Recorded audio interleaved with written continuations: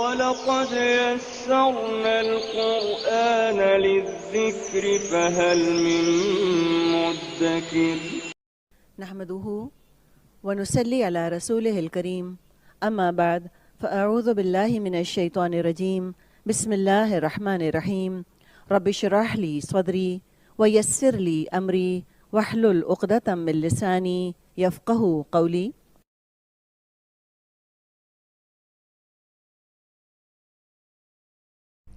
اور مثلو حالت الذین جنہوں نے کفرو کفر کیا انہوں نے مانند مثلی مثال کا مثلی الذی ایک شخص کی ینعقو وہ آواز نکالتا ہے نون عین قاف مادہ ہے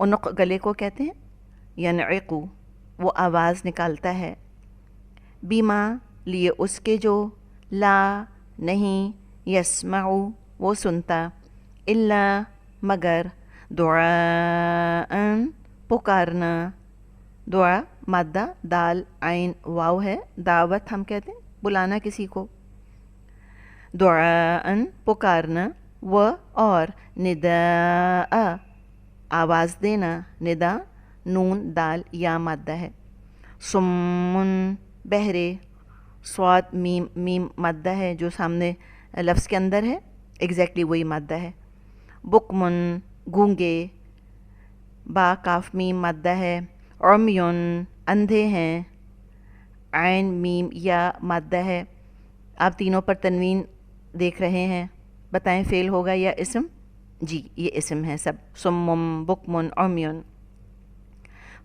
تو ہم وہ فہم تو وہ لا نہیں یا قلون وہ عقل رکھتے نحمده ونصلي على رسوله الكريم اما بعد فاعوذ بالله من الشيطان الرجيم بسم الله الرحمن الرحيم رب اشرح لي صدري ويسر لي امري واحلل عقدة من لساني يفقهوا قولي ربی یسر ولا تعسر وتمم بالخیر اللہم فقہنا فی الدین آمین یا رب العالمین. السلام علیکم ورحمۃ اللہ وبرکاتہ. امید اور دعا ہے کہ آپ سب خیر و عافیت کے ساتھ ہیں. الحمدللہ اللہ سبحانہ و تعالیٰ کی توفیق اور اللہ سبحانہ و تعالیٰ کی رحمت کے ساتھ آج ہم اپنے لیسن سورت البقرہ کی آیت نمبر 171 کو مختصر تفسیر کے ساتھ دیکھیں گے اور تزکیہ کرتے ہوئے اس نیت کے ساتھ کہ اللہ سبحانہ و تعالیٰ اسے ہمارے لیے پڑھنا اسے ہمارے عمل میں لانا اور عمل کے ساتھ اسے دوسروں تک پہنچانا آسان کر دیں. اللہ سبحانہ و تعالیٰ اس کام کو میرے لیے آپ کے لیے ہمارے استاذ کرام کے لیے ہمارے والدین کے لیے بہترین صدقہ جاریہ بنا دیں. اللہ تعالیٰ ہم سے راضی ہو جائیں اور ہمیں اپنے چنے ہوئے بہترین لوگوں میں شامل فرما لیں. آمین یا رب العالمین. اپنے لیسن کا آغاز کرتے ہیں سورۃ البقرہ کی آیت نمبر 171 سے. وَمَثَلُ الَّذِينَ كَفَرُوا کفار کی مثال ان جانوروں کی طرح ہے جو اپنے چرواہے کی صرف پکار اور آواز ہی کو سنتے ہیں سمجھتے نہیں ہیں. سمن بکمن عمیٌ فہم لا یعقلون وہ بہرے ہیں گونگے اور اندھے ہیں انہیں عقل نہیں ہے. یعنی کہ وہ لوگ جو عقل استعمال نہیں کرتے بس آنکھیں بند کیے اسی راہ پر لگے ہیں وہ عقل سے کام نہیں لیتے. یہاں اللہ سبحانہ و تعالیٰ نے ایک چرواہے کی مثال دی ہے. چرواہے بکریاں چراتے ہیں اور بکریوں کو ایک خاص آواز سے بلاتے ہیں. اکثر آپ نے دیکھا ہوگا نا گاؤں میں یا پھر ایسے لوگوں کو جہاں پر کسی نے کوئی بھی پیٹ رکھا ہوا ہے کوئی بھی پالتو جانور رکھا ہوا ہے تو وہ جب بھی اسے مخاطب کرتا ہے تو کوئی نہ کوئی آواز منتخب کی ہوتی ہے. جب آپ اس کو اس کی آواز میں بلاتے ہو تو آپ کا پیٹ آپ کا جو بھی پالتو جانور ہوتا ہے وہ بھاگا ہوا آپ کے پاس آتا ہے. تو یہاں پر دیکھیں کہ دو لفظ ہیں. ایک تو یہ دعاء و نداء یعنی کہ دعا جس کے لیے سامنے بندہ موجود ہے بامعنی لفظ ہے یہ. اور ندا بامعنی بھی ہو سکتا ہے جیسے کسی کو پکارا جائے لیکن بے معنی الفاظ بھی جیسے کوئی چیخ دروازے کی چڑچڑاہٹ یا پھر ہوا کی سرسر ضروری نہیں کہ وہ سامنے ہو لیکن آواز آتی ہے. اور ندا یہ کہ آواز سمجھ آئے یا نہیں، بس اشارے سے بات ہوتی ہے. کہ بکری کو اس کا مالک بلاتا ہے، اسی طرح بے عقل لوگ بس ایک طرف چل رہے ہیں، چاہے انہیں سمجھ ہے یا نہیں، یا چاہے انہیں پتہ ہے کہ رسم و رواج کی بات کیا ہے یا نہیں، بس ایک بھیڑ کی چال چل رہے ہیں. لیکن دعا ایک بامعنی بات ہے، یہ عقل والوں کو سمجھ آتی ہے. اسلام میں دیکھیں کوئی زبردستی نہیں ہے. قرآن میں ہے لا اکراہ فی الدین، کہ اللہ سبحانہ و تعالیٰ نے ہر بندے کو عقل دی ہے، اور اس عقل کے ساتھ ہم نے اللہ سبحانہ و تعالیٰ کو پانا ہے. اللہ سبحانہ و تعالیٰ کو پانے کے 4 طریقے ہیں. نمبر 1 عقل سے. عقل ہمیں بتاتی ہے کہ اس کائنات کو بنانے والا خالق ایک ہے، وہ اللہ ہے. نمبر 2 فطرت. اللہ تعالیٰ نے انسان کو بنا کر اس کی روح سے وعدہ لیا، اس کو وعدہ الست کہتے ہیں، جو میں نے اور آپ نے اللہ تعالیٰ سے کیا ہے کہ اللہ ہم تیری ہی عبادت کریں گے، ہم دنیا میں جا کے تجھی کو یہاں پر بھی اور وہاں پر بھی جا کر ہم تجھی کو اپنا معبود مانیں گے. یہ ہمارا وعدہ ہے اللہ تعالیٰ سے.